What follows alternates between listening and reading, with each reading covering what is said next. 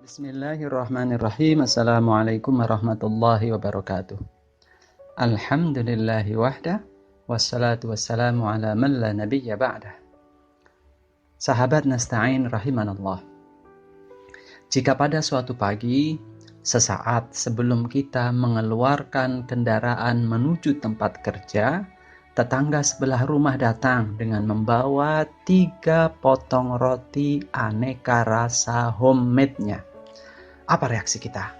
Mungkin kita akan bersuka cita dan membawa 3 potong roti itu ke tempat kerja sebagai tambahan bekal sarapan kita. Lalu di waktu pagi hari berikutnya, persis sebelum kita mengeluarkan sepeda motor yang barusan kita cuci habis subuh tadi, tiba-tiba hujan turun deras. Lalu apa reaksi kita? Mungkin kita akan sedikit ngedumel karena ke tempat kerja harus pakai jas hujan dan tentu motor yang sudah klimis itu harus berjibaku lagi dengan air dan tanah yang kotor sepanjang jalan. Sahabat nasta'in rahimanallah, mengapa respon kita pada peristiwa pertama dan kedua cenderung berbeda? Mari kita coba cerna secara perlahan. Benar bahwa pada peristiwa pertama secara zahir yang memberikan roti adalah tetangga. Tapi pertanyaannya, apakah sang tetangga punya daya dan upaya untuk mewujudkan bahan-bahan roti dan punya kemampuan untuk mengolahnya, kemudian punya tenaga untuk mengantarkannya ke rumah kita tanpa pertolongan dari Allah? Tentu tidak, bukan? Maka pada hakikatnya Allah lah yang mengantarkan roti-roti itu ke kita. Sementara pada peristiwa kedua, peristiwa hujan deras itu, insya Allah kita auto yakin bahwa yang menurunkan hujan adalah Allah. Sehingga ngedumel kita seolah-olah kita arahkan kepada Allah Subhanahu wa Ta'ala. Lalu apa yang membedakan antara peristiwa yang pertama dan yang kedua?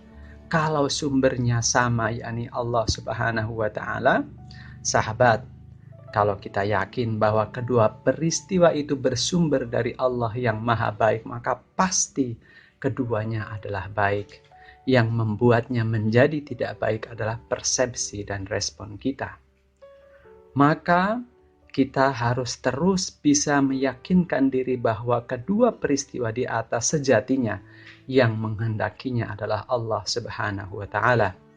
Ada takdir menyenangkan yang kita langsung asumsikan, yakini dan rasakan sebagai sebuah kebaikan. Tapi ada takdir yang menyusahkan, yang butuh waktu dan kesabaran untuk menjelma menjadi sebuah kebaikan yang menyenangkan. Nah, kemampuan untuk berbaik sangka terhadap apapun yang Allah takdirkan akan berbuah kebaikan dan kembali pada diri kita. Karena sebagaimana yang Allah Subhanahu wa Ta'ala firmankan dalam salah satu hadis qudsinya bahwa Ia akan berprasangka sebagaimana hamba berprasangka padanya. Sahabat nasta'in rahimanallah, apa buah dari berprasangka baik kepada Allah bagi kita? Jika Allah yang maha baik berprasangka baik pada hambanya yang telah menunjukkan prasangka baik padanya, maka insya Allah segala kebaikan akan berlimpah pada apapun yang terjadi pada sang hamba. Wallahul musta'an. Semoga Allah senantiasa memberikan pertolongan kepada kita. Amin ya rabbal alamin. Demikian sahabat nasta'in rahimanallah. Astaghfirukum wa astaghfirullahal azim. Assalamualaikum warahmatullahi wabarakatuh.